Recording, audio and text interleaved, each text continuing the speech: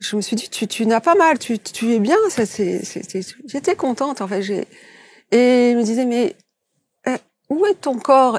Et je me souviens l'avoir cherché, j'ai fait, mais t'as pas de corps. Et là, les mots, je les ai dit. Mon esprit a dit les mots, il a dit, bah, t'es morte, ma vieille. Bienvenue, voici donc une nouvelle rencontre avec une première phrase d'accroche, si je puis dire, parce que vous savez qu'on commence souvent avec les écrits et les propos de nos invités. Mon invité dit ceci: je m'applique à traduire, à rendre envisageable et possible les notions abstraites du monde immatériel. Voilà une belle définition de cette mission de vie, de ce chemin de vie au travers de son parcours. Elle s'appelle Dominique Gradiani. Elle est invitée sur les canapés. Ça se passe là, Dominique? Ça va comme ça. Ça va? Oui, bonjour Marc. Vous avez l'air... Non, ça va?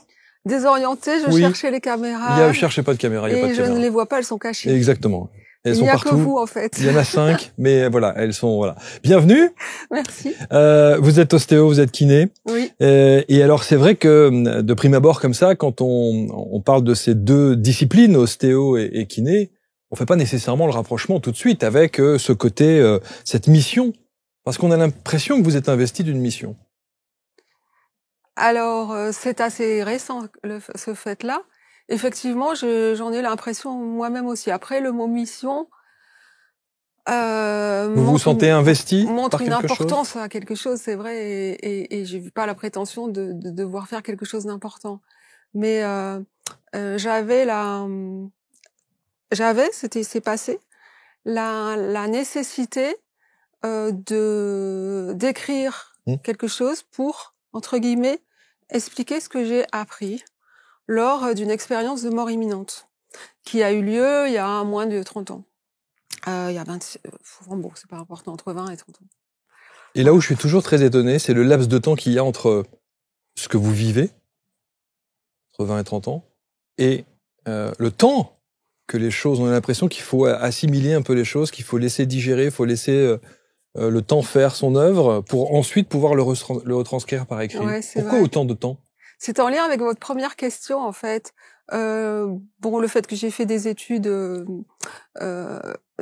kinésithérapie, d'ostéopathie, j'ai fait aussi 2 ans de médecine. J'étais intéressée par la science, par les choses logiques, cartésiennes. Donc, il y avait une inertie au fait de passer, si vous voulez, à cet aveu pour soi-même, et aussi à cet aveu le dire aux autres et voir leur regard vis-à-vis de nous. C'est parce que vous vous dites il est temps de l'assumer? Il est temps. En fait, là je n'ai pas encore expliqué, mais lié à la mission, il m'aurait été demandé lors de ma NDE, Near Death Experience ou expérience de mort imminente. Maintenant ils appellent ça EMI. Mort partagée. Non, pas partagée. Ils appellent ça expérience de mort provisoire. C'est un P aussi. Et qu'est-ce qu'on disait? Et donc, j'ai perdu pourquoi je suis partie sur le côté. Parce qu'on va expliquer évidemment, et c'est ça qui est important, mais moi je laissais durer un petit peu entre guillemets le suspense de savoir comment est-ce que cette EMI ou enfin cette NDE vous arrive. Et la question c'était de savoir pourquoi autant de temps entre le moment où vous vivez effectivement cette NDE et le fait de retranscrire ça par écrit. Alors déjà le fait d'en parler au départ. Je n'ai pas voulu en parler. En fait, j'ai été hospitalisée au décours de cet accident dont je parlerai peut-être après. Je n'ai pas voulu en parler. J'ai voulu juste tester l'intégrité de mon raisonnement. Donc, j'étais encore hospitalisée. J'ai demandé à voir un psychiatre. Je me suis également dit, parce que je me sentais en bonne forme quand même au niveau raisonnement. Je me suis dit à l'époque, ça te prouvera à toi-même que tu n'étais pas folle. Donc après, les diagnostics des psychiatres ne sont pas irrévocables complètement à 100%, mais déjà j'avais l'avis de quelqu'un d'extérieur à qui j'ai parlé juste après cette EMI pour avoir son analyse, sans lui parler de l'EMI. Oui, par contre, parce qu'elle m'a pas posé la question, c'était une dame très gentille qui m'a d'ailleurs soulagée de ce poids et qui m'a écoutée sur les autres choses en posant ces questions. Elle a fait son diagnostic. qui était bien complet, et elle a conclu que je n'avais pas de problème psychiatrique. Et à l'époque, j'avais des grosses douleurs dues à l'accident. Elle m'a dit, votre problème unique est la souffrance. Donc voilà, j'ai une expertise quand même proche de cet événement. Et effectivement, il m'a fallu ça pour m'autoriser moi à y croire. Enfin, croire, c'est pas vraiment le mot croire. J'aime plus trop l'employer. Par contre, j'ai du mal à le remplacer par autre chose. Et ensuite, j'ai tenté d'en parler. Certaines personnes ont fait la sourde oreille, sur tout ça, parce que les personnes à qui j'en ai parlé me connaissaient. Donc, ils savaient que j'étais assez bien dans mes bottes, les pieds sur terre, assez cartésienne, logique, un bon repère pour me demander, tiens, tu ferais quoi, etc. Bon, voilà. Une bonne référence pour eux, quoi. Enfin, je pense. En tout cas, encore maintenant, je le pense. Et ils m'ont écouté, mais ils ont laissé ça de côté. Donc, j'ai compris que ça dérangeait quelque part. Donc, vous l'avez gardé pour vous? Donc, je l'ai gardé pour moi. Tout ce temps? Pratiquement. Mais vous ressentiez vraiment le besoin d'en parler? Vous aviez besoin de l'expérience? Oui, de l'expérience, de ce que vous aviez vécu. C'est-à-dire que par rapport à mes patients et aux gens qui sont en souffrance quelque part, et aux amis aussi qui sont en souffrance, pas les, bon, j'étais jeune, hein, pas les jeunes qui sont dans la dynamique de la vie, mais ceux qui sont plutôt confrontés à la mort, à la maladie, aux interrogations sur pourquoi je suis là, voilà. Je me disais qu'il y avait un grand intérêt à ce qu'ils soient au courant de ça. Donc j'ai fait quelque part vers ces gens-là en essayant de leur dire attention, il y a peut-être quelque chose. Ah bon, vous croyez? Eh oui, vous savez, il m'est arrivé ça. Et finalement, rien que le fait d'en faire douter certains, j'avais fait ma mission. Je mettais la graine. Et petit à petit, j'étais un petit peu plus loin parce qu'ils étaient de plus en plus en demande. Peut-être avec l'ouverture des esprits, peut-être. Et puis le besoin qu'ils avaient à trouver autre chose. Et puis le fait que vous puissiez peut-être ressentir l'apaisement qu'il y avait de l'autre côté, enfin tout du moins de... Oui, c'est ça. De l'oreille attentive qu'il vous portait. Et surtout, oui, voilà. Et surtout la continuité de son identité. J'ai appris en fait à ce moment-là qui j'étais. Et bon, moi j'aime bien rire et ça m'a fait rire alors que j'étais morte. Dans cet état-là, je me suis dit tiens, c'est maintenant que tu sais qui tu es, quoi. Et en fait, j'ai appris alors peut-être qu'on peut apprendre plus, évidemment, on peut toujours apprendre plus, mais j'ai acquis une compétence supérieure dans la connaissance de mon identité.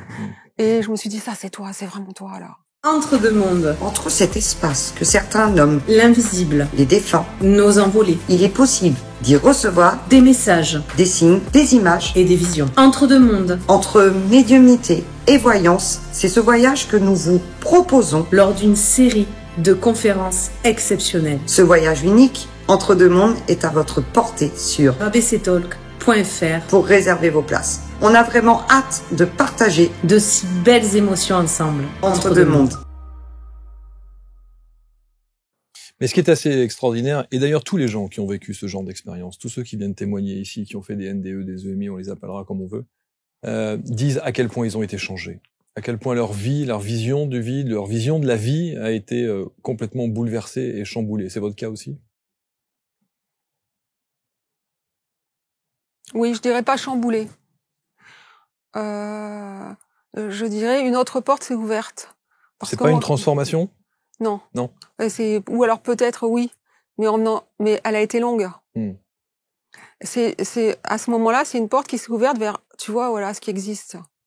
Et comme je suis assez, j'aime pas dire tiens ça existe avant d'avoir moi-même vérifié ou compris comment ça marchait. Ça c'est la scientifique qui parle. Ça c'est les reliquats de la scientifique qui parlent, non? Ouais, ou d'un esprit logique et puis qui veut pas non plus promettre des concepts et ne pas pouvoir assurer après les explications ou les liens de ce concept.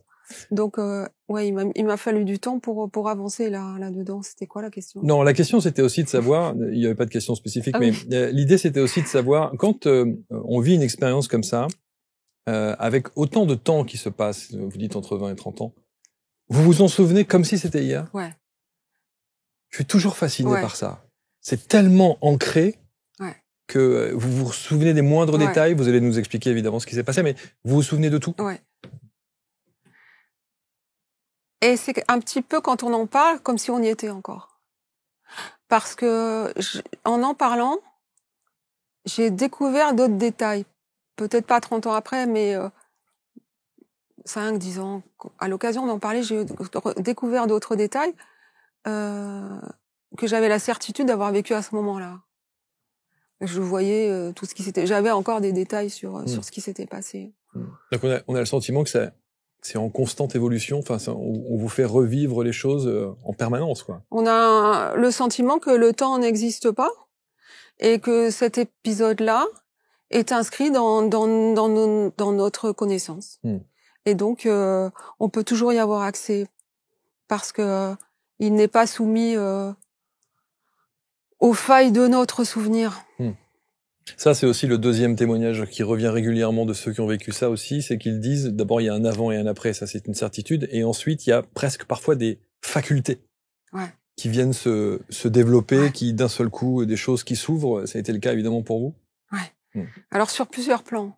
Il y a eu des facultés professionnelles, parce que moi, je soigne les gens avec mes mains, et j'avais déjà expérimenté quand je faisais mes études d'ostéo avec les collègues étudiants ostéo comme moi. On expérimentait les passes magnétiques et on marquait sur un papier ce qu'on trouvait au niveau des couleurs, des sensations, etc. Et après on comparait les papiers et on trouvait souvent les mêmes choses. Donc on a compris très tôt qu'il y avait quelque chose à faire là-dessus. Alors je l'ai toujours fait, mais là je me suis autorisée à le faire de façon plus construite, puisque j'ai vu que hors de la matière il y avait quelque chose de plus puissant, et voilà. Donc je me suis autorisée à le faire consciemment. Mais il y a aussi des compétences qui arrivent sans qu'on les demande, comme des rêves prémonitoires vraiment très précis, des voyances très alors rigolote, parce que je m'entraîne des fois à faire ça, soit avec ma sœur, j'ai une sœur jumelle, et on s'entraîne, je lui dis voilà, Françoise, aujourd'hui tu as des tresses et tu as un pantalon à pattes d'éléphant. Et je lui mets sur SMS, je le fais pour avoir la preuve. Et je mets entre parenthèses, je sais que tu n'aimes pas les pattes d'éléphant et que tu fais jamais des tresses, mais non, c'était pas des tresses, c'était des boucles. Et que tu te fais jamais des boucles. Mais voilà, quoi, bon. Et elle me répond tout à fait moi aujourd'hui. Incroyable. Et c'est en fait, on fait ça, je fais ça de temps en temps, et il y a des correspondances 4 fois sur 5. Et encore, je suis, et encore peut-être 9 fois sur 10. Mais ça veut dire qu'encore aujourd'hui, vous êtes dans le doute de ces capacités? Non, je suis toujours dans. C'est pas vraiment le doute. Je cherche à renforcer, à trouver les moyens, à trouver les obstacles qui nous empêchent de les faire. Parce que mon but, c'est qu'on se facilite la vie, nous, dans notre vie ici, dans la matière. Et j'ai envie que tous ces éléments nous servent. Donc j'essaye de savoir comment, à la limite, les enseigner. Si des fois je peux former des gens pour ça. Je suis formateur en santé, donc évidemment, je veux toujours former les gens pour qu'ils aillent mieux. Et je veux savoir comment on peut les utiliser, bien les utiliser. Quels sont les outils, les moyens, comment on peut les renforcer. Et donc pour ça, j'ai aussi besoin de savoir comment ça peut ne pas marcher. Quand je fais une erreur, par exemple, je dis tu as un pantalon à carreaux, et on me dit bah non, j'ai pas un pantalon à carreaux, j'ai un sac, et sur le sac il y a un filet. Je dis ah ouais, c'est le filet. On me dit tu veux toujours avoir raison. Je veux pas avoir raison, c'est simplement j'essaye de comprendre comment le filet s'est transformé en carreau. Je vois bien. En fait, c'est une sorte d'hologramme peut-être qu'on voit, c'est une sensation, et comment, en fait, je commence à le comprendre, ce qui se passe. Si vous voulez, je vous en parle de mots. Oui, non, mais on en parlera, mais là, ça fait déjà 13 minutes, et il faut que les gens sachent ce qui s'est passé. Parce qu'on parle ben oui, on parle évidemment de cet accident. Alors, qu'est-ce qui vous est arrivé? Alors, j'étais en balade en montagne avec mon mari, et vers Briançon, le col de Chaberton, et c'était un 12 juillet. Et c'était le jour du Tour de France. Je vous dis ça parce que lorsque j'ai eu l'accident, ils m'ont rapatrié en Italie, j'avais pas le droit de venir en France. 1996. 1996, le 12/07/96. Mon anniversaire. Bon, je vais vous dire des choses, alors, ouais. Ah ben, ouais. Et donc, c'est voilà. C'est pas mon année de naissance, mais c'est mon jour et mon mois. Quand même. Sinon, vous seriez petit, quoi. 12 tu veux jouer Lego? Et donc, cette date-là, j'étais en randonnée, on a vu le ciel se couvrir, et on est rentré dans ce qui servait de refuge, et c'était un ancien bunker. Et d'autres personnes sont rentrées aussi parce qu'il commençait à pleuvoir. Il était 14 heures, donc on n'avait pas pris trop de risques. C'était pas le soir. On était en train de redescendre de la montagne. Et là, il y a eu des coups de foudre qui est passé par la fenêtre qui était cassée. Et elle m'a touchée et je suis tombée. Et mon mari a été projeté à 5 mètres. Il y a quelqu'un qui a eu la langue brûlée, qui a eu... Enfin, ça, on me l'a dit après parce que j'ai eu une amnésie d'1 semaine, moi, après ça. Et lui, quand il s'est relevé, il a vu que j'étais allongée par terre. Il venait de passer son brevet de... Secouriste? Ouais, de moniteur de secourisme. Je m'étais moquée de lui, je lui avais dit « Oh, ça te sert à rien, ce truc-là. Oh. » Et quand il m'a vu allongée comme ça, il a testé, j'étais en arrêt cardiaque, j'étais morte. Et là, il s'est mis à faire respiration assistée et massage cardiaque. En fait, ce qu'il avait appris à l'époque, je sais que ça change à chaque fois. Je crois que maintenant, on fait que le massage, on fait plus trop la respiration. Enfin, en tout cas, il vous sauve la vie, pour le coup. Il me sauve la vie. À l'époque, il n'y avait pas de portable. Il a été assisté par un jeune qui est rentré dans le refuge aussi, qui était en 4e année de médecine au Canada. Et qui avait arrêté sa médecine, qui n'a pas repris après. Et qui l'a relayé pendant qu'il a été prévenir les secours en descendant la montagne en courant. Il n'y avait pas les portables à l'époque. Et l'hélicoptère est venu me chercher. Mais je me souviens pas de tout ça, on m'a raconté tout ça. Donc j'ai fait cette mort-là. Ensuite, j'ai dû en faire d'autres. Parce que lorsque je me suis souvenue du passage dans une sorte de... Après, j'ai lu que les gens disaient que c'était un tunnel. Oui. Mais pour moi, c'était comme une parenthèse. Okay. Et elle était à gauche, comme ça. Et je ne voyais pas le haut, mais ça ne m'inquiétait pas. Je ne voyais pas le bas, je voyais juste le guidage. Et elle partait à gauche et légèrement en haut, pas trop, pas légèrement en haut, comme ça. Et quand je me suis retrouvée dans cette parenthèse, je me suis souvenue de m'être dit, ça fait 3-4 fois que tu viens là, maintenant tu vas t'en souvenir. Et c'est comme si on faisait le lien, une sorte de connexion avec un câble, qu'on faisait le lien entre le conscient et cette conscience extracorporelle. Comme si j'avais dit, tiens, bah là, maintenant, je te mets le câble, quoi. Je te mets comment on fait, la charge. Je te mets la charge. Mais déjà, rien que le fait sur ce point-là, ça fait 3-4 fois que tu viens là. 2, 3, 4 fois. Ouais, 3, 4 fois. Mais ça veut dire quoi? Ça veut dire que vous avez fait 2, 3, 4 fois des arrêts cardiaques? Non, j'ai dû en faire un sur le moment. Au choc? J'ai dû en faire dans l'hélico. Ok. Je sais qu'on m'a curarisé à l'hôpital. Donc j'ai dû en faire à ce moment-là aussi. C'est ça, ok. C'était peut-être pas vraiment des NDE, c'était peut-être juste des allers-retours dans ce tunnel.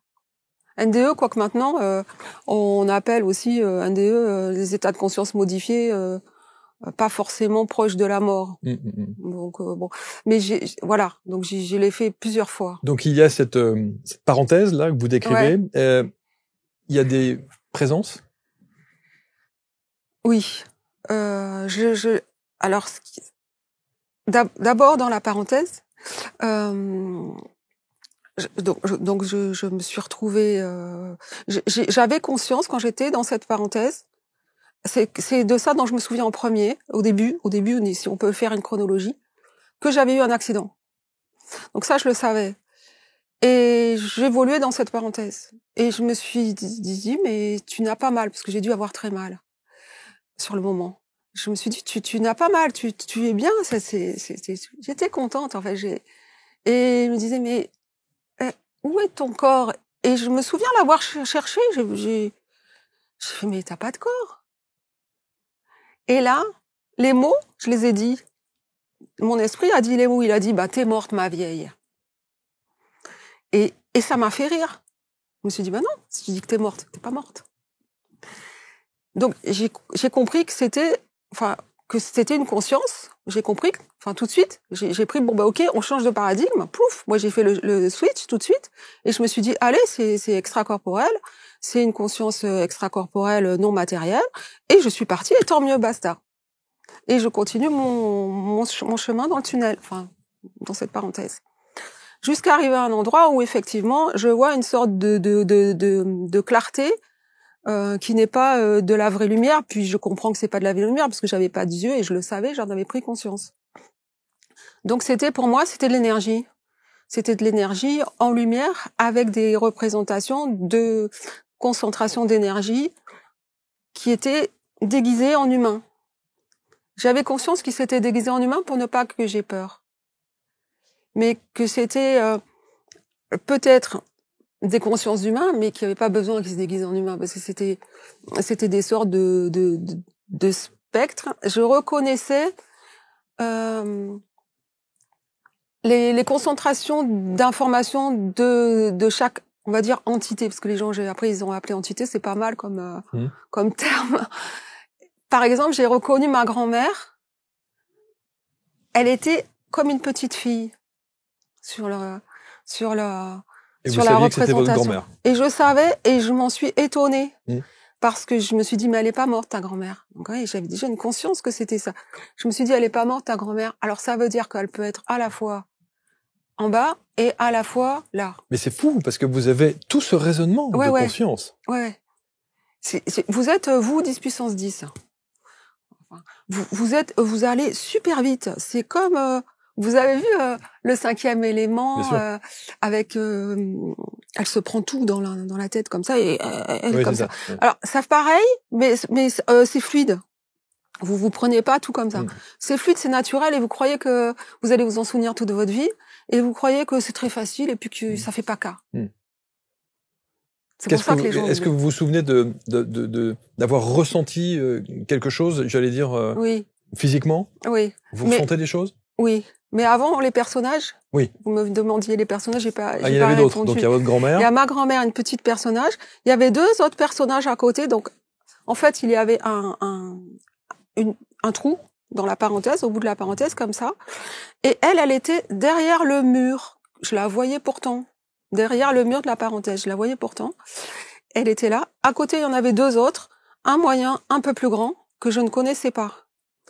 Mais qui était justement par rapport au sentiment, qui avait un sentiment de bienveillance, les gens disent amour, mais c'est toujours connoté un peu de côté sexuel, l'amour, côté, c'était comme si c'était moi et eux, quoi. C'est-à-dire, ils m'aimaient comme si c'était eux-mêmes, en fait. Voilà. Ils vous parlent? Ouais, ils communiquent sans mots, quoique quand ils ont besoin d'être précis, ils donnent vraiment les mots. Après, je reviens. Et au côté gauche de la parenthèse, il y en avait un grand. Et c'est pas la taille qui m'a fait penser, mais c'est sa posture de contrôleur. Et, il était là pour vérifier que tout aille bien, en fait. Et j'explique donc pourquoi je suis pas passée. Moi, je voulais y aller. Donc, les sentiments que j'ai eus, j'étais super joyeuse, super contente. Ils étaient joyeux. Et ils se sont mis sur les côtés pour ne pas que je les voie. Ils étaient pas devant. Parce que s'ils auraient été devant, j'aurais été. Ils étaient sur les côtés et en même temps, ils me parlaient, pas avec des mots, mais ils m'ont dit « Attends, reste où t'es là. Et tu vas décider si tu passes ou pas. » Mais ils voulaient que je décide. Ils voulaient pas que je passe sans décider. Et là, j'ai pris l'importance que le fait de décider, c'était un acte. Mais pendant ce temps-là, c'est passé beaucoup de choses. Parce que ça a contribué à ma décision. Moi, je voulais y aller. J'ai l'impression que j'étais chez moi. Oh, je suis rentrée chez moi, là. Là, maintenant, je suis chez moi. Bon, je vais y aller, là. Et ils m'ont dit, ah, attends, là, il va falloir que tu conscientises. Ça n'existe pas, mais c'est pas mal à inventer, comment? Que tu conscientises ta décision. Et qu'est-ce qui vous fait prendre l'autre décision? Eh ben, j'ai dealé un peu. C'est-à-dire que déjà, ils m'ont motivée pour que je reparte. Alors, non seulement, est-ce que c'est vraiment une motivation pour que je reparte ou est-ce que c'est cette mission, soi-disant, j'aurais à faire. Donc, ils m'ont donné, on va dire, un travail à faire à la maison, un devoir à faire à la maison, que certains appelleraient une mission. Donc, déjà, j'avais un truc à faire. Alors, quand vous avez un truc à faire, normalement, vous voulez le faire. Et c'est quoi? Ben, c'est ce que j'ai écrit dans le livre. C'est compliqué. C'est-à-dire que ils m'ont transmis, ils m'ont donné des infos et ils m'ont dit tu leur expliqueras. Et ce sont des informations sur la conscience, sur la matière, le temps et l'espace. Enfin, tout ça c'est pareil. En fait, ce sont des informations entre le non matériel et le matériel. Et ils m'ont dit tu feras le lien, c'est-à-dire que tu vas expliquer comment du non matériel on fait du matériel. Et alors là, ils ont sorti des mots. Les mots, c'était, je les ai écrits. Et j'étais gênée quand je les ai entendus. Enfin, j'ai entendu quand je les ai, ouais. Enregistrés. Ouais, quand j'ai compris que c'était ces mots-là, parce que moi, je me suis dit, à l'époque, je me suis dit, mais tu n'es, et encore maintenant, mais tu es qui pour expliquer quoi que ce soit à quelqu'un, quoi. Je me suis dit, mais tu es qui, toi, pour expliquer, quoi? T'es personne, tu vas pas expliquer. Tu vas peut-être parler, tu vas peut-être demander l'avis des gens, tu vas peut-être soumettre des idées, mais expliquer, non, tu vas pas le faire. Ça répond à votre question aussi, pourquoi tant de temps? Parce que je me sentais pas légitime, et puis avoir aussi l'ego d'expliquer un truc, quoi. Encore pas maintenant, je suis pas super fière d'avoir, non. Je suis pas super fière d'avoir expliqué quelque chose.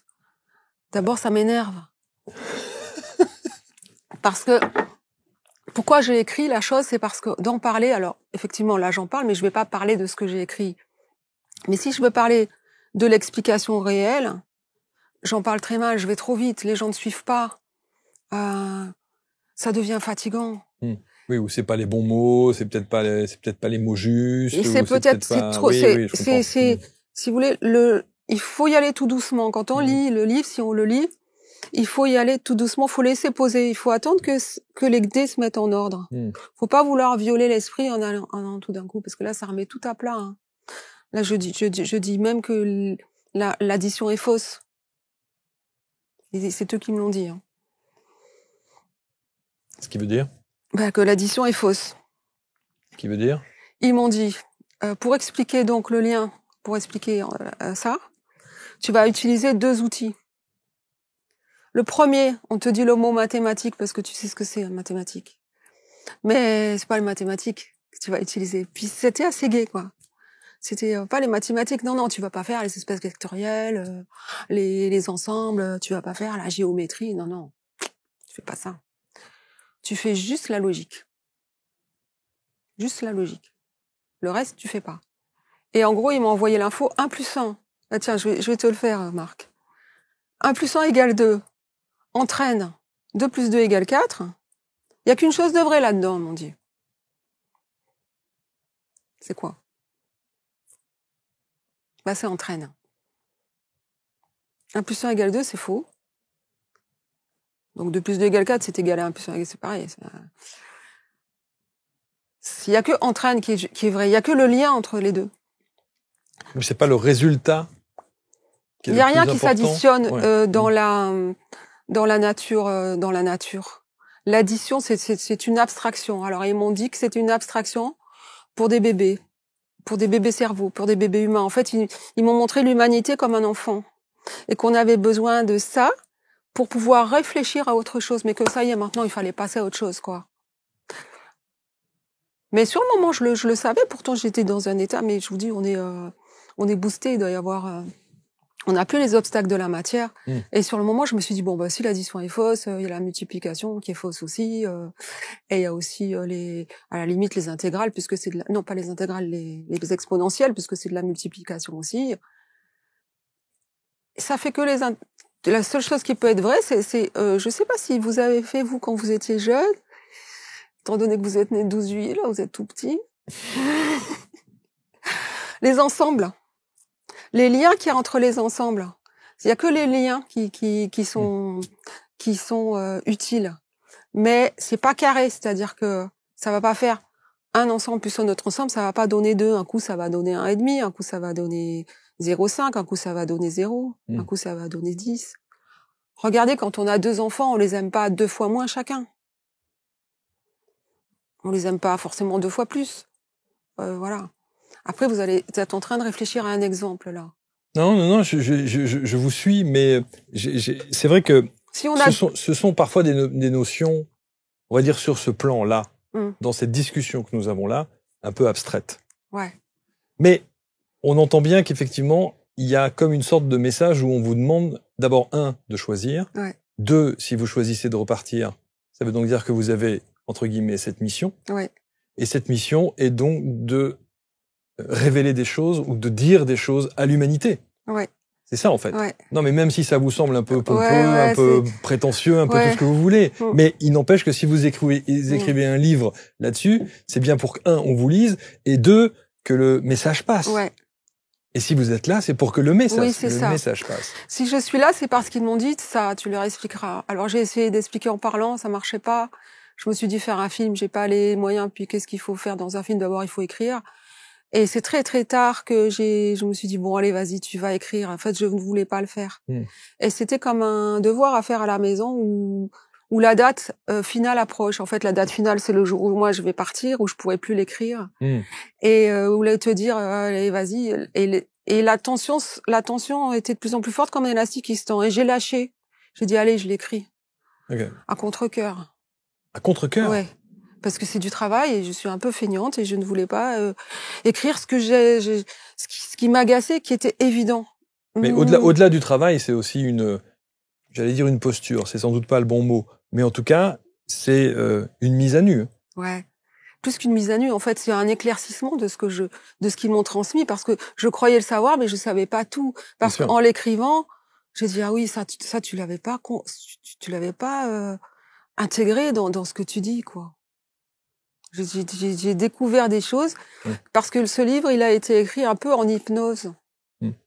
C'est-à-dire que cette hypnose a été rendue possible par la concentration sur l'objet à interroger. Donc cette concentration a enlevé. En fait, on dit toujours quand on fait ses études, pose la bonne question, tu auras la réponse. Ben, c'est ça. C'est-à-dire chercher la bonne question pour avoir la réponse. Alors revenons sur. Ouais, je m'étale. Non, vous avez raison. Parce qu'en fait, tout est lié, donc c'est difficile. Bien compris. Mais revenons sur la mission qu'il vous demande d'avoir et de transmettre à l'humanité. Voilà, il y a cette mission, mais avant. Ouais. Je ne veux pas vous couper, Marc. Allez-y. Avant, vous m'aviez demandé qu'est-ce qui vous a, qu'est-ce qui t'a, décidé à revenir. Oui. Donc il y avait cette mission. Du coup, je suis partie sur la mission, mais là j'en ai pour 3 jours. Et il y avait aussi quelque chose que j'ai vu après que beaucoup de gens qui avaient fait ce genre d'expérience décrivaient. J'ai ressenti à l'intérieur l'émotion. Donc c'était la tristesse, mais une tristesse avec une souffrance interne pas possible que j'ai ressenti. Des gens qui étaient vivants sur Terre et qui étaient ma maman, ma grand-mère et ma sœur. Et j'ai ressenti leur tristesse pendant mon enterrement. Et vous voyez, je suis encore émue parce que je me suis dit, je peux pas leur faire vivre ça. Je peux pas leur faire vivre ça. Ouais. Si je reviens, c'est pour pas qu'ils vivent ça. Mais je savais que j'allais souffrir. J'ai souffert énormément pendant des années. Mais on n'a pas la mesure de la souffrance physique. Parce que j'aurais eu la mesure, je sais pas si je serais quand même revenue, même pour la souffrance. J'aurais dit oui, bon, ils vont peut-être résister parce que ça fait tellement mal quand vous êtes dans le physique que vous avez pas la notion. Pour vous, c'est abstrait, vous êtes plus dans le physique. Mais est-ce que vous croyez, et ça c'est vraiment une question existentielle que tout le monde peut se poser, est-ce que vous croyez que lorsque vous vous retrouvez face effectivement à ces entités qui vous donnent le choix, est-ce que vous croyez que tous ceux qui sont aux portes de la mort, comme on dit, ont ce choix-là? Vous pensez que tous ceux qui ont à un moment donné sont confrontés à cette question, tu restes ou tu viens? Ouais. On a tendance à associer les gens à son expérience propre. Je ne sais pas, mais en tous les cas, ce que je pourrais dire, c'est que vu la bienveillance générale et sans condition, ils vont faire ce qui est bon pour vous. C'est-à-dire que si vous êtes déchiqueté en 10 000 morceaux et que vous ne pouvez pas retourner dans votre corps, je pense pas que la question du choix soit pertinente. D'accord. Voilà.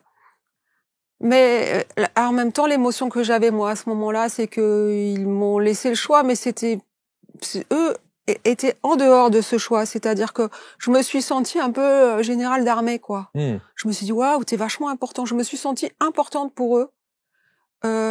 Alors que je me sens pas vraiment très importante, moi. Alors, et sur les autres entités, à part votre grand-mère que vous reconnaissez Ma grand-mère, les deux autres personnes qui étaient à sa droite. Vous savez pas à quoi celle de gauche était un peu plus importante. Et vous ne savez pas à qui des guides, non, vous savez pas. Je me suis pas interrogée, c'était pas important. C'était pas important pour vous. Donc vous décidez évidemment de revenir, hein, fort heureusement parce que vous êtes là aujourd'hui. Ouais. Vous revenez.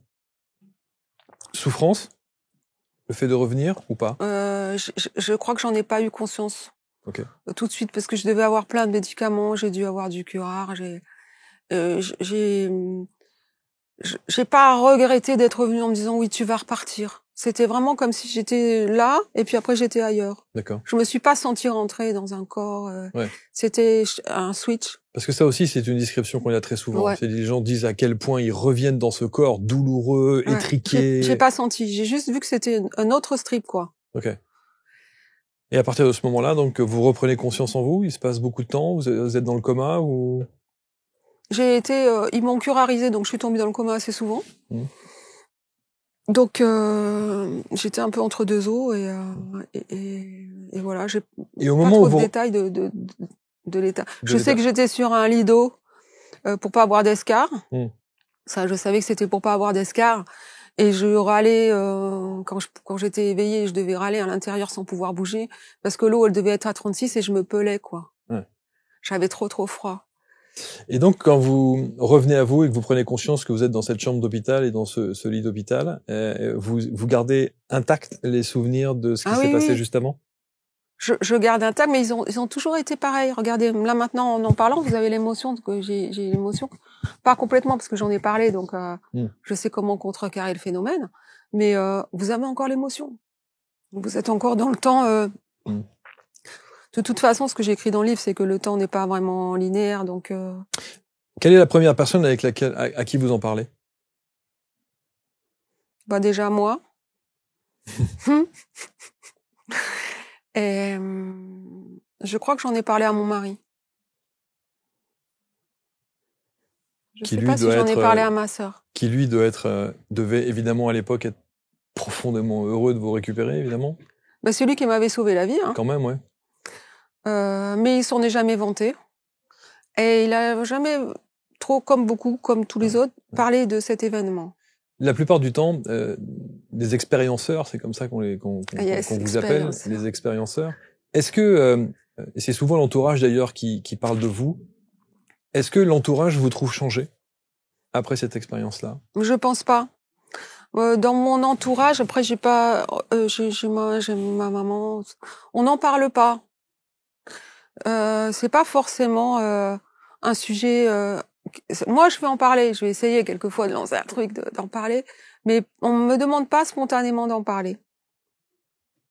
Et dans vos comportements, on vous trouve pas changé? Vous voyez pas la vie d'une autre manière? Et puisque vous êtes quand même, vous avez cette mission entre guillemets de vie mais je leur en ai pas forcément parlé. Vous en parlez pas non plus? Ils vont la découvrir avec le livre. Ils l'ont découverte avec le livre. Et encore, c'est pas sûr qu'ils l'aient lu. Parce que j'en ai pas fait trop la publicité. Parce que c'est pas forcément le moment de les violenter en leur parlant de ça, quoi. Donc, je pense qu'il doit y avoir une demande. C'est pour ça que c'est pas il faut qu'il y ait une demande, un intérêt à vouloir découvrir des choses. Il faut pas rentrer les choses comme ça de façon imposée aux gens. Sûrement. Mais ce que je veux dire, même si vous ne leur parlez pas, au travers, ça change tellement de choses dans votre vie que probablement, encore une fois, dans votre attitude, votre comportement, vos relations, ou il y a peut-être des choses, même une vision de la vie, ou vous prenez la vie avec beaucoup plus de légèreté, ou peut-être que ça, c'est perceptible dans votre entourage. Après, j'ai toujours été gaie, optimiste, mais ça n'a pas été perceptible, ça. En tout cas, on n'a pas fait la remarque.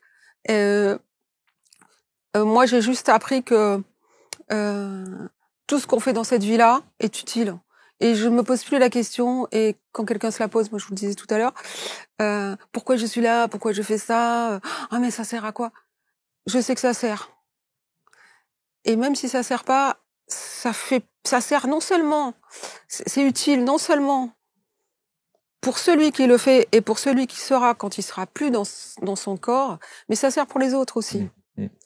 C'est un petit peu comme si moi j'ai acquis la compétence de faire une brouette avec votre maison empilée là. Mais c'est pas seulement moi qui vais acquérir cette compétence, ça va être tous les humains qui me ressemblent, tous ceux qui ont la même vibration. Et puis après ça va être tous les humains en même temps. C'est-à-dire que c'est une information que j'ai comprise qui est là. Et du coup, vous pouvez avoir accès à la même chose de façon plus facile. D'ailleurs, c'est aussi pour ça peut-être que j'ai accès à ça, c'est parce que certains ont peut-être déjà fait l'ont peut-être déjà émis. Alors on parlait justement de l'après, vous parliez des rêves prémonitoires que vous avez, de la clairaudience, des médiumnités, clairvoyance, vous avez tout ça? Alors clairaudience, quelques fois j'ai entendu des choses qui étaient comme des petites voix dans la tête, ou comme une petite voix qui vous dit range ta chambre, Marc, t'as vu dans quel état c'est, des trucs comme ça quoi, et qui se sont avérés. Par exemple, j'ai eu des petites voix qui me disaient de ranger mes affaires dans un tiroir un jour précis, c'était un jeudi avant que j'aille travailler, et je voulais pas les ranger. Je voulais pas ranger, c'était de l'argent. Je voulais pas le ranger. Et finalement, la petite voix, à force de longtemps, je me suis dit, ça m'énerve d'avoir ça dans la tête. J'ai fini par le ranger. Et le soir, des gens étaient rentrés et avaient ouvert le tiroir. Que le tiroir. Ils l'avaient pas trouvé parce que je l'avais rangé. En fait, je l'avais collé en haut. C'était même tombé d'ailleurs. C'était très mal collé. Mais j'étais au courant que quelqu'un allait venir ouvrir ce tiroir, quoi. Et j'étais au courant de qui allait venir aussi, parce que je trouvais ça trop rigolo. La petite voix, elle se foutait de ma gueule. Elle disait, tu vas ranger parce que nous, on va te le prendre. Comme ça. Et plus tard, quand j'ai vu les voisins 2 jours après, je leur ai dit, faites attention, on est rentré chez moi, on a ouvert les tiroirs. Ils m'ont dit, on sait, il y a des gamins qui se promènent avec un tournevis, et rentrent chez les gens, ils cherchent du liquide. Donc je savais que c'était des gamins en plus. Bon. Donc ça mais en général la chose que j'arrive à faire, c'est à sentir, à voir des choses qui ont en général aucune importance. Ouais, des trucs par exemple vous avez un plaid à carreaux style écossais chez vous savez pas quoi en faire. Voilà ce que je vais vous dire. Ouais. Et les gens vont dire, mais ouais, j'ai un plaid, il est là, je sais pas quoi en faire. Voilà. En fait, c'est des choses comme ça. Oui, qui semblent insignifiantes, mais enfin, en tout cas, qui attestent de la faculté que vous avez. Voilà. Et surtout qui me permettent de l'étudier. Après, j'ai eu des rêves prémonitoires. Qu'est-ce que vous avez eu comme rêve prémonitoire? Notamment un rêve qui il y a 3 ans à peu près, où ouais, je pense que c'était ça, un 12 juillet. Décidément. La nuit du 12 au 13.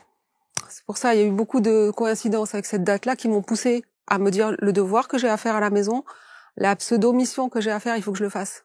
C'est avec cette date-là.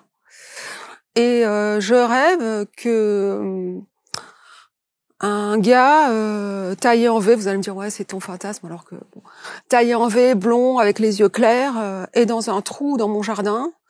Et je sais dans mon rêve que ce trou est très profond, et je lui dis attention, ne lâche pas les bras, ne saute pas dans le trou. Il avait les jambes dans le trou déjà. Et il me dit mais oui, moi j'y vais, je le fais parce que c'est une expérience. Moi je le fais, j'y vais, je suis un winner. Et il saute. Et comme il saute, je sais qu'il est mort. Bon après dans mon rêve, j'appelle les pompiers, tout ça.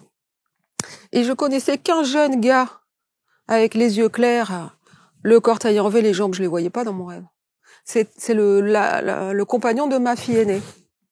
Donc j'appelle ma fille, je lui dis tu sais, j'ai rêvé ça. Elle me fait ouais bon. Je dis à Florian de faire attention quand il monte, parce qu'il taille des arbres, quand il monte sur les arbres, qu'il fasse attention de pas tomber quand même, parce qu'il était taillé en V comme ça, il était blond avec les yeux clairs. Donc moi je connais que Florian. Elle me dit ouais. Elle me rappelle le lendemain, elle me dit bon tout va bien. me rappelle sur moi, elle me dit, écoute, tout va bien. C'était un lundi, je crois. De lundi ou mardi.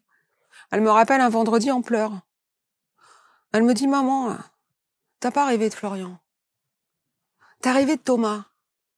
Thomas, il est blond, il fait de la muscu, il est toujours torse nu, ce con, elle me dit. Même en hiver, il adore faire des expériences au bord de la chute, tout ça. Il fait toujours des trucs très dangereux. Et il a les yeux verts. Et elle me dit, il est tombé d'une falaise. On l'a retrouvé aujourd'hui, il est mort. Et c'était le 12 juillet.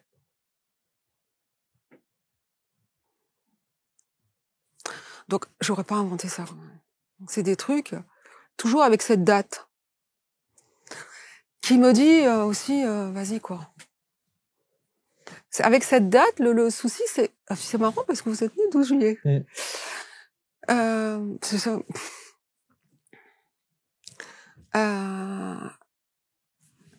On m'a toujours dit, avec ma sœur jumelle, qu'on était toutes les données bien en avance de la date de la fin. À 6 mois et 3 semaines de gestation. On est né le 6 février, vous faites 6 mois et 3 semaines de gestation, vous tombez sur le 12 juillet. Ma fille aînée devait naître le 12 avril, elle était conçue le 12 juillet. Elle est née le 17, donc elle a évité aussi cette date-là. Tout ça, j'avais pas fait le rapport, c'est juste un jour j'ai vu quelqu'un qui faisait de la psychogénéalogie et je voulais tellement comprendre pourquoi c'est arrivé à moi cette histoire, parce que énormément de souffrance avec des brûlures de moelle épinière sur les cordes postérieures, c'est sorte de la douleur, ça vous fait des douleurs que vous croyez même pas que ça existe, que je souhaite pas à mon pire ennemi, je dis toujours ça parce que le pauvre il va trop souffrir. Même pour les animaux, je souhaite à personne ces douleurs-là. Et la dame que j'avais vue, avec qui on avait fait une étude de psychogénéalogie, m'avait dit, vous savez pourquoi vous venez me voir moi? J'ai dit non. Elle me dit, je suis née le 12 juillet. Décidément, ça vous poursuit, hein. Ah, j'ai dit, on voudrait me mettre le doigt dessus en disant, qu'est-ce qu'on t'a dit ce jour-là? Vas-y, fais-le. Petit à petit, j'ai lâché, j'ai pas voulu me dire, allez, on va faire encore quelque chose. Je me considère pas responsable des accidents qui sont arrivés, mais au cas où, moi, j'aurais fait ce que j'ai à faire. En tout cas, est-ce que ça veut dire que c'est presque rentré dans pas une psychose, mais en tout cas une persécution comme ça, de se dire, on est bientôt au 12 juillet, qu'est-ce qui va se passer? Non, je le fais passer sans y penser. Okay. Non, c'est simplement que vous vous dites, c'est des coïncidences, alors, comment on appelle ça, des synchronicités. Est-ce qu'elles sont significatives ou pas? Écoutez, moi, dans le doute, j'ai fait ce que j'avais à faire. Vous pensez que vous avez rempli votre mission, là?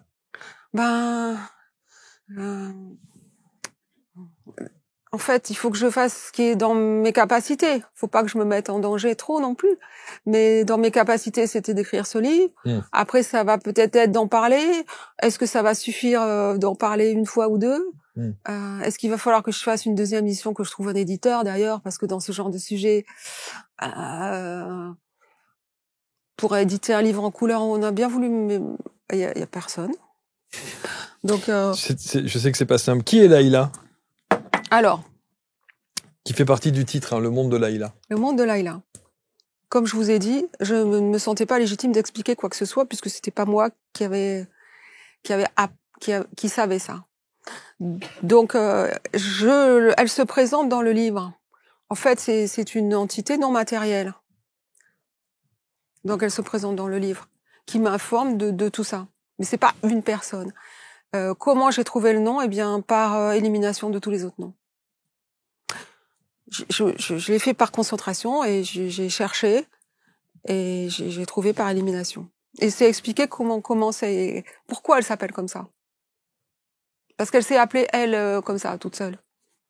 J'ai été chercher, si vous voulez, cette conscience-là. En fait, certains l'appelleraient conscience universelle. Hein, je vous délivre donc le secret de Laïla. Bon, on s'en fiche. De toute façon, il faut d'autres l'appelleraient mémoire akashique, d'autres l'appelleraient... oui, enfin bon, voilà. Vous continuez, vous êtes toujours ostéo, kiné? Ouais. Maintenant, le fait que vous ayez cette visibilité-là, alors, le fait qu'il y ait des patients qui viennent vous voir au cabinet, ils vont savoir. Oui, C'est pour ça que j'ai attendu aussi. Mais là, je m'en fiche complètement. Je me dis, ceux que ça peut aider, Tant mieux. tant mieux. Ceux que ça peut pas aider, d'abord, je suis pas sûre qu'ils écoutent les chaînes. Et puis, ça peut pas ne pas les aider.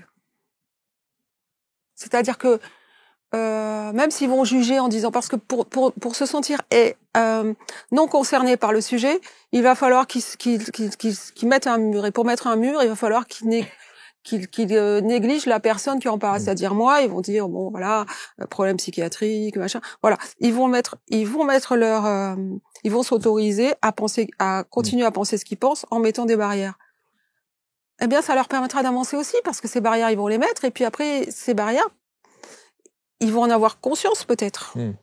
Est-ce que les entités que vous avez eues pendant votre EMI, vous les avez revues en rêve, elles se sont représentées à vous ou pas? Non. Pas telles quelles, j'ai pas identifié. Non. Par contre, je leur ai fait un deal. J'ai pas fini tout à l'heure pour revenir. On va dire, mais pour revenir, il y avait et ce deal-là, ça va servir à tout le monde. Je l'ai fait pour ça d'ailleurs, pour savoir. Il y avait donc la peine que j'ai ressentie, il y avait la mission qu'ils m'ont donnée à faire, mais moi j'ai voulu savoir, est-ce que si je repars, je vais revenir de toute façon, hein, vous n'allez pas me lâcher comme ça, est-ce que quand je vais revenir, je serai dans le même état psychologique, enfin, est-ce que je vais avoir la même identité aussi performante, enfin, aussi lucide, aussi gaie, aussi que maintenant.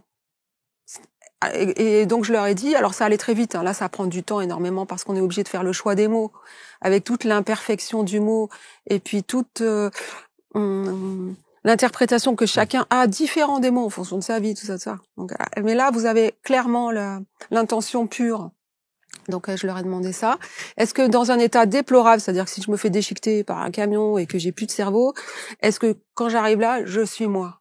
Je sais mon identité encore. Est-ce que je vais avoir tout mon bagage, tout ce que j'aurais fait dans ma vie, est-ce que ça me servira? Parce que sinon je retourne pas. Je vais pas prendre le risque de revenir avec un Alzheimer et finalement de pas pouvoir profiter de ce qui va m'arriver après. Ah, ils m'ont entièrement promis, juré, craché. Si je meurs, je vais en enfer. Ils m'ont carrément affirmé que oui, on revenait toujours dans le même état, ils m'ont dit. Mais c'était le même état spirituel.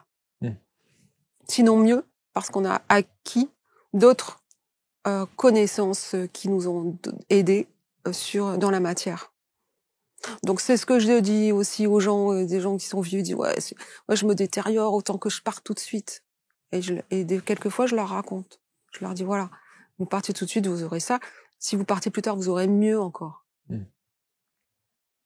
C'est quand même rassurant, non? Non, mais c'est très troublant parce que je pense qu'il faut, il faudrait presque vivre une expérience comme ça pour s'en rendre compte véritablement. Oui. Et c'est tellement difficile de se mettre à votre place, déjà et d'une, et puis de votre place de nous le décrire, parce que je pense que mettre des mots sur une expérience comme celle-ci, d'ailleurs tous ceux qui ont fait des EMI disent la même chose, disent à quel point c'est plus de l'ordre de l'amour, de la bienveillance, voilà, quelque chose de très très très chaleureux, oui, c'est de l'amour pur. Et ils le décrivent tous, en tout cas, en utilisant ces mots-là. Sauf qu'on le connaît pas, l'amour pur, donc les mots sont vraiment fades, quoi. Oui, c'est ça. C'est pour ça que je dis que c'est très difficile de coller des mots sur une expérience comme ça. Moi, j'ai senti beaucoup de joie. Même lorsqu'ils m'ont dit, tu leur expliqueras. C'était, tu leur expliqueras, mais ce ne sera pas facile. Derrière, il y a un petit temps quand même, le temps que j'intègre le truc. Et juste derrière, il y avait, si tu veux. Si tu veux, t'es pas obligé. Avec une gaieté. Mais bon, ouais. Donc c'est pour ça que j'ai attendu. Je me suis dit, ouais, si tu veux. Là, je veux pas, là. Mais avec des coïncidences, c'est si tu veux, mais quand même. C'est fait, en tout cas. Ouais, j'ai fait beaucoup de théorie parce que avant de faire de la pratique, faut faire de la théorie. Et surtout, je voulais que ce soit éprouvé par des gens qui connaissent un peu le sujet. En fait, en l'écrivant petit à petit, je me suis rendu compte que c'était de la physique de l'information et de la cybernétique. Je le dis parce que c'est pas des histoires juste comment est arrivée la NDE, etc. Donc, il faut arriver à se concentrer un petit peu et à admettre certains concepts. Il y a quelques schémas, il n'y a pas de formule mathématique. Parce que justement, ah oui, sur les sciences, ils m'ont dit quelque chose d'intéressant. Enfin, qui m'a intéressée. Ils m'ont dit donc d'utiliser que la logique parce que c'était la seule vraie vérité, 100% le blanc, le lumière blanche, quoi. C'était la seule vraie vérité, que toutes les autres sciences étaient des dérivés de la logique. Donc vous aviez la première dérivée c'était les mathématiques avec des sciences à l'intérieur. C'est rigolo parce que ma sœur a fait des mathématiques et prof de maths. Et avec à l'intérieur des matières dérivées de cette logique, mais qu'à chaque fois, il s'était entaché de spécificité, mais aussi d'erreurs. D'erreurs. En maths, c'est là où il y a le moins d'erreurs. Et toutes les autres sciences dérivées, vous avez après la biologie, beaucoup d'erreurs qui sont restées dedans. Et alors, ils m'ont dit pourquoi. C'est compliqué à expliquer, j'en ai pour 3 jours. Mais en gros, c'est parce que certains l'ont dit, ce sont des gens qui ont écrit des choses qui sont reconnus par le monde entier. Personne n'a voulu contredire. On a continué à essayer de faire la maison sur un truc un peu bancal, pas trop déjà, avec plein d'idées super géniales, mais un truc un peu bancal qu'on n'a pas corrigé, on a rattrapé. Et finalement, on a quelque chose de pas complètement vrai, qui est quand même rattrapé quelque part. Il y a une sorte de contrôle, j'aime pas ce mot-là, mais une sorte d'ajustement qui est fait par l'expérience. En physique, par exemple, on a l'expérience, et c'est l'expérience qui permet qui permet de trouver une théorie. En mathématiques, c'est l'inverse. Et donc cette expérience va faire aussi quelquefois des choses fausses, mais à force d'expérience, vous allez finir par trouver des choses vraies. Mais c'est comme si vous passiez pas les vitesses quand même. Vous êtes en première, deuxième, troisième. Et là, ils m'ont dit, tu prends la logique, tu passes directement en 6e. Voilà. C'est fou. En tout cas, merci de cette authenticité et de la manière dont vous essayez effectivement de remplir cette mission. Oui. Parce que le fait de venir ici et de s'installer là, c'est déjà une avancée dans votre mission incarnée, comme on dit. Qu'est-ce que vous avez envie qu'on retienne de vous? De moi? Rien. De moi? Rien. De votre témoignage? De l'espoir.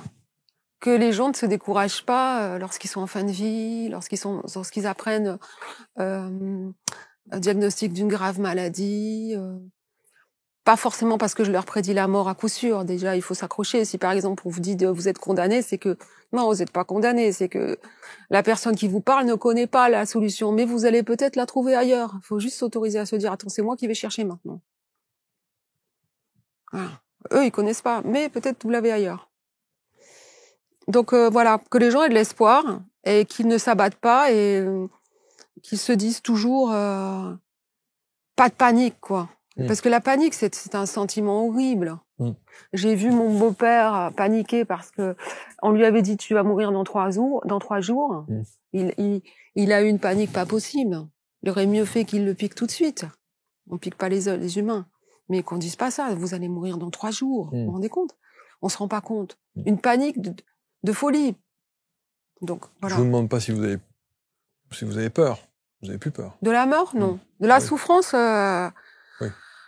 j'ai vu qu'on pouvait monter. Mais j'ai vu aussi qu'on pouvait résister. Donc, voilà. J'ai appris les étalonnements de la douleur du maximum que j'ai connu. J'espère qu'il n'y a pas plus. De toute façon, s'il y avait plus, j'ai même essayé de me supprimer une fois parce que c'était insupportable. Et en sautant par la fenêtre. Alors là, je le dis pour tous ceux qui souffrent.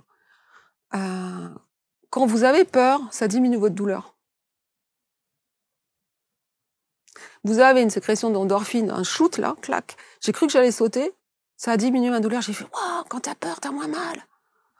Et là, j'ai pu réfléchir. J'ai dit « Non, tu sautes pas ».